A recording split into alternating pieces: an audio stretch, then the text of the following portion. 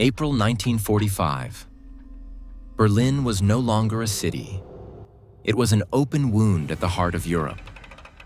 Buildings that had once sheltered entire families had been reduced to skeletons of concrete and twisted steel. Streets that had once been bustling and elegant were buried under rubble, ash, and bodies. Smoke rose constantly on the horizon, not from chimneys, but from everything being destroyed in slow motion.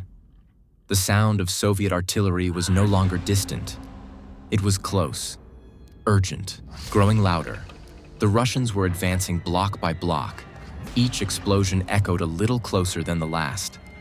And in the underground corridors of the Führerbunker, the last stronghold of Nazi power, buried 8 meters beneath the streets of Berlin, a frantic activity was underway that had nothing to do with military strategy. Officers rushed through the hallways with folders tucked under their arms. Secretaries typed final reports with fingers that trembled slightly. Orders were transmitted by radio to divisions that, in practice, no longer existed. Messengers ran up and down stairwells carrying sealed envelopes, faces blank, eyes that revealed nothing of what they knew. But there was one priority that overrode everything else. A priority that appeared in no official communique, yet everyone understood. Destroy the documents. The regime knew it had lost the war. And it knew, with brutal clarity, that paper was evidence. In the weeks leading up to the final surrender, bonfires were lit inside administrative buildings across Germany. Deportation records were burned. Internal correspondence between senior officials vanished into the flames. Administrative orders that had documented crimes with bureaucratic precision turned to ash. Strategic reports, name lists, execution protocols. Everything fed the fire. Thousands of pages, perhaps millions. A desperate attempt to erase 12 years of a regime that had documented itself with disturbing meticulousness. Because that was the paradox of the Third Reich. It was, simultaneously, a criminal enterprise and an obsessively bureaucratic one. Every order was recorded, every transfer cataloged, every decision filed in triplicate. And now, in the final collapse, that obsession with documentation had become the greatest threat to the survival of anyone still alive. Burning was the only way out. But one file took a completely different path. It was not destroyed. It was not thrown into the flames. It was sealed, classified under the highest possible designation within the regime's hierarchy of secrecy. Geheime Reichssache, top secret matter of state.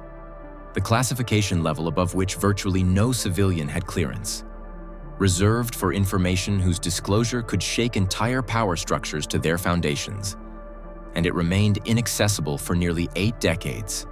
Stored, transferred, passed through hands that knew of its existence but could not reveal its contents. The question that has persisted is the same one scholars, historians, and researchers have been asking for years. What was in that document that demanded silence for so long? To understand the weight of what that file contained, you first have to dismantle an illusion.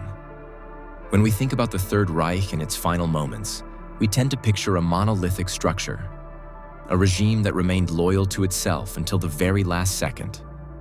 An ideological machine that marched in lockstep right up until the moment of total destruction. But the reality was far more complex and far more human. The Nazi regime was never a perfectly unified structure. It was, in truth, a deeply fragmented system, made up of multiple power centers that competed against each other constantly, sometimes brutally. The Wehrmacht, the traditional military, had its own chain of command and its own institutional culture. The SS, under Himmler, had built a parallel empire with its own resources, combat units, and intelligence network. The Nazi Party maintained its own administrative machinery. Goebbels' Ministry of Propaganda operated with considerable autonomy. The Reich Chancellery and Hitler's inner circle formed a power nucleus that frequently clashed with all of the above. While the outside world saw a facade of absolute unity, propped up by decades of carefully engineered propaganda, internally, there were rivalries that never fully ceased. Rivalries over resources, over influence, over proximity to Hitler, over survival. And when defeat became not just possible but inevitable, those rivalries intensified in ways that the sealed document recorded with disturbing precision. Because the central question had stopped being, how do we win? And had become, far more urgently and personally, how do we survive? Heinrich Himmler was, in many respects, the most powerful man in the regime after Hitler himself. As Reichsführer SS, he controlled an apparatus that extended far beyond military functions. He was an administrator of terror, a manager of horror on an industrial scale. Under his command were the concentration camps, the Gestapo, the SD, the SS intelligence service, and an economic complex that exploited forced labor on a massive scale. But in early 1945, Himmler began acting in ways that would have been unthinkable just a few years before. He began thinking about himself. Historical records confirm that Himmler made indirect contact with Allied representatives, primarily through Swedish intermediaries, in an attempt to negotiate a separate surrender. A surrender that would preserve the Western structure of Germany as a bulwark against Soviet expansion. A surrender that, not coincidentally, might secure some form of immunity or preferential treatment for himself. From Hitler's perspective, this wasn't just disloyalty. It was treason of the highest order. Had these moves been officially confirmed at the time, they would have meant immediate execution. Hitler, upon learning of it, ordered Himmler's arrest, an order that, in the chaotic final days, was never fully carried out. The sealed document makes direct reference to parallel political movements within the structure of the SS. That phrase, bureaucratic on its surface, carried explosive weight. It meant the internal unity had been broken beyond repair. It meant the man responsible for the regime's entire apparatus of terror was thinking about how to escape it. Totalitarian regimes survive through surveillance. It is their fundamental fuel. From the earliest years of Nazi power, the system was built on an architecture of control that penetrated every layer of German society. Neighbors reported on neighbors. Co-workers flagged suspicious conversations. Party members constantly evaluated the loyalty of other party members. But in the regime's final months, something shifted in the direction of that surveillance. It was no longer aimed solely outward, at external enemies, dissidents, persecuted groups. It turned inward. The file described ideological reliability reports produced internally by the SS itself, behavioral evaluations of senior officers, loyalty analyses based on daily observations, intercepted conversations, monitored behavioral patterns. Some officers were described using language that served as a dangerous euphemism. Excessively pragmatic. Demonstrates heightened concern for self-preservation. Shows inclination toward unauthorized external contacts. These were not formal charges in a courtroom. They were alerts circulating through internal intelligence channels. Warnings that faith in the regime, that absolute performative faith that held the entire structure together, was fracturing at an accelerating, irreversible pace. And the fact that those alerts needed to be issued said everything. A system that has to monitor the loyalty of its own leaders is a system that no longer believes in itself. Among the most significant passages in the document was a section called the Structural Containment Protocol, a cold administrative name for something of a far more ominous nature. This protocol established a set of measures to be triggered if SS members, including high-ranking officers, acted outside official ideological parameters. The document outlined a graduated response process. First, immediate demotion of function and rank. Second, compulsory transfer to remote or strategically irrelevant posts. Third, suspension of operational authority without any public announcement. Fourth, in more serious cases, preventive detention under the guise of internal disciplinary action, without formal proceedings, without records accessible to the regular chain of command. What this protocol reveals, perhaps more than any other section of the document, is the nature of the terror the regime had become to itself. It wasn't just fear of imminent military defeat. It was fear of political implosion. It was the implicit admission that the loyalty structures holding the regime together were unraveling from the inside out, and that a parallel containment system was needed simply to maintain the appearance of cohesion for whatever days or weeks remained. A regime that needs to build mechanisms to control its own mechanisms of control has reached its absolute limit. In the war's final months, something strange began appearing in the Reich's administrative records. Certain names simply vanished. Officers who had attended meetings, who regularly signed documents, who were embedded in documented decision-making chains, suddenly stopped appearing. No major announcements, no public trials, no communiques explaining their absence, just laconic administrative entries indicating temporary reallocation, interruption of function for internal disciplinary reasons, or simply the silence of a line that stopped being filled. The sealed document references internally resolved processes in relation to at least 3 figures mentioned by title, but not by name, an omission that is itself revealing. Resolved how? By what means? With what consequences for those involved? The document does not say, and that silence, calculated, deliberate, part of a bureaucratic language engineered to speak without speaking, is perhaps the most disturbing element in the entire file. Because silence in Nazi documents rarely meant the absence of an event. It meant the absence of a record. And the difference between those two things was, frequently, a matter of life and death. After Germany's surrender in May 1945, Allied forces launched one of the largest document collection operations in history. Entire archives were transported. Administrative libraries were emptied. Ministry attics, barracks basements, local party storage facilities. All of it was scoured for paper. Specialized intelligence teams from Britain, America, and the Soviet Union competed, sometimes literally in the same building at the same time, for possession of documents that might carry strategic, legal, or informational value. The result was a colossal volume of archival material that would take decades to fully catalog and analyze. Many of those documents became the backbone of the Nuremberg trials, where the regime's own bureaucratic meticulousness became the primary evidence against its surviving leaders. But some documents were reclassified, not to protect the defeated regime, whose crimes were already extensively documented, but for strategic reasons that had everything to do with the new world being built atop the ruins of the old one. Because 1945 wasn't just the end of one war, it was the beginning of another. The Cold War began almost simultaneously with the end of the previous conflict.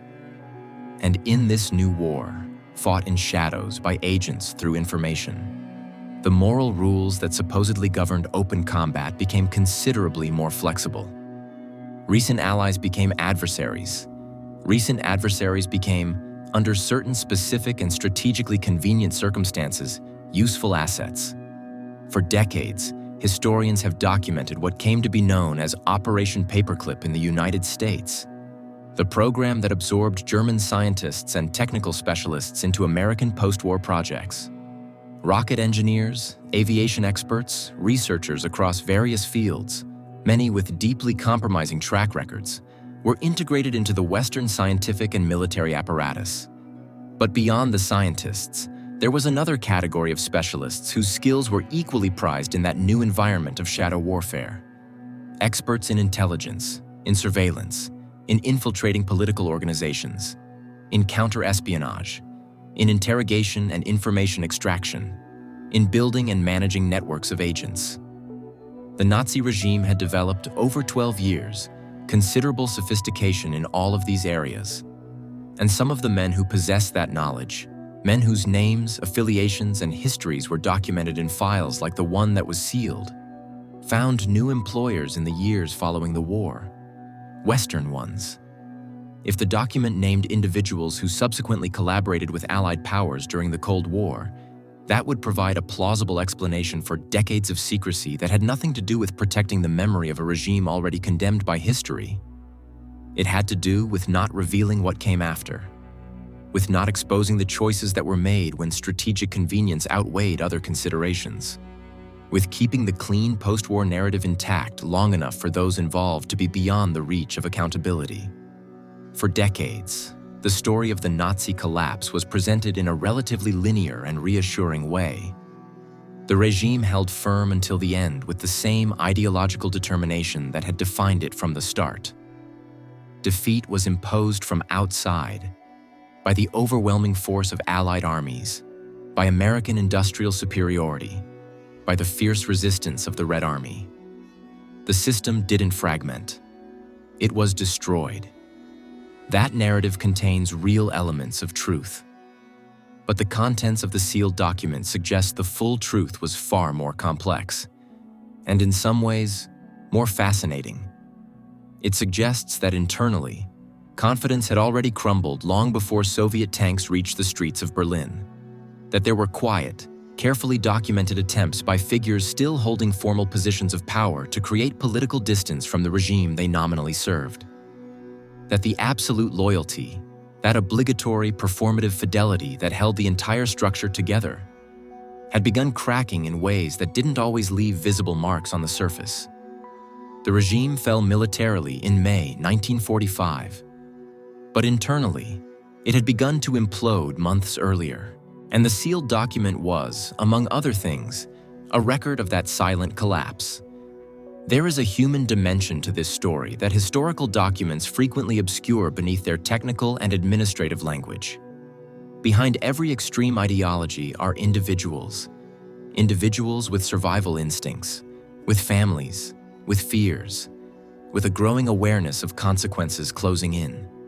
In 1945, many Nazi leaders, men who had exercised the power of life and death over millions of people, knew with brutal clarity what awaited them if they were captured. Trials, prison, in many cases, execution. The survival instinct is one of the most powerful forces that exists. And when that instinct begins competing with ideological loyalty in minds that had been fully committed to a cause, the result is a particular form of psychological collapse, one that manifests in specific, recognizable behaviors. Gradual distancing, retrospective reinterpretation of one's own actions, searching for scapegoats within the very structure one served, quiet contact with potential saviors, building alternative narratives about one's own role and responsibility. All of it was documented in the file. Not as psychological analysis, the regime had no vocabulary for that, but as behavioral records, internal intelligence reports, loyalty assessments that, read decades later, reveal a disturbing portrait of how a system built on absolute certainty begins to dissolve when that certainty can no longer be sustained. There are questions that historical documents rarely answer completely. Why did this specific file remain sealed for 80 years? 80 years is long enough for entire generations to be born, live full lives, and die. For political context to transform beyond recognition. For the direct participants to be beyond any form of meaningful accountability. What was still sensitive after all that time? One possible answer is that it wasn't the historical content itself, the description of a regime in collapse, the internal rivalries within the SS, the surveillance protocols. That justified the prolonged secrecy.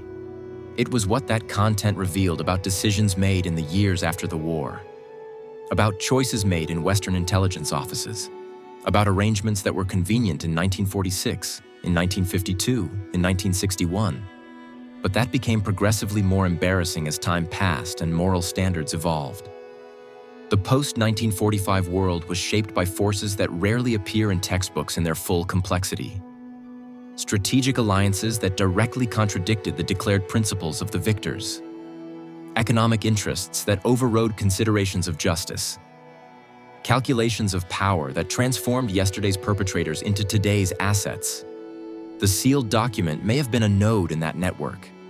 A file that, had it become public too soon, would have raised uncomfortable questions about people and institutions that were still operating, still influential, still capable of being embarrassed. The Third Reich did not fall simply because it was defeated militarily. That's the part of the story armies tell, and it's true as far as it goes. But there is another part. It fell because internal trust had evaporated before the final battles were even fought. Because leaders who had sworn absolute loyalty began quietly, calculating their own futures. Because the unity the regime projected to the world was, in significant part, sustained by fear. And when fear starts pointing in different directions, when officers begin fearing each other as much as they fear the external enemy, the structure becomes hollow. The document sealed for 80 years is not merely a historical record of a defeated regime. It is something more disturbing and more enduring than that. It is a mirror. It shows that even systems that proclaim absolute strength, perfect cohesion, and unshakable ideological certainty are profoundly vulnerable the moment reality begins contradicting the narratives that sustain them. It shows that collapse rarely arrives the way we imagine, as a dramatic rupture, a single identifiable moment of breaking. It arrives gradually, in the internal corridors where the real conversations happen, far from any cameras, in the quiet notes that would never be officially acknowledged, in the files that someone chose to seal because destroying them was too risky, but leaving them accessible was even more dangerous. And perhaps the most disturbing element of this entire story is not what the document contains. It's what its existence implies. Someone, at some point between 1945 and the decades that followed, made an active and deliberate decision to keep that file sealed. Not once, but repeatedly, as declassification deadlines came and went and were quietly extended. Someone reviewed that content and concluded that the world, or at least certain parts of it, certain institutions, certain interests, would be better off without access to it. For 80 years. And that decision, made by people who are no longer here to explain it, in context we can only partially reconstruct, tells us as much about the post-war era as anything the document itself might contain. Because history is not only what happened, it is also what was deliberately kept out of reach of those who came after. And when documents finally emerge from silence, they carry two stories at once.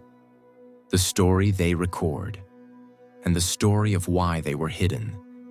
Both deserve to be read. Both have something to tell us about how power works, how systems collapse, and how the narratives we construct about the past are far more carefully managed than they appear. The file that remained sealed for 80 years has now been opened. But the questions it raises are still open too. And perhaps it is precisely that. The persistence of the questions even after the documents become accessible. That defines the true weight of history.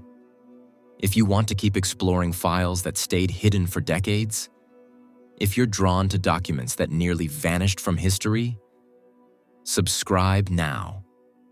Because here, we don't just tell you what happened, we analyze what they tried to hide. And the next file is even more disturbing.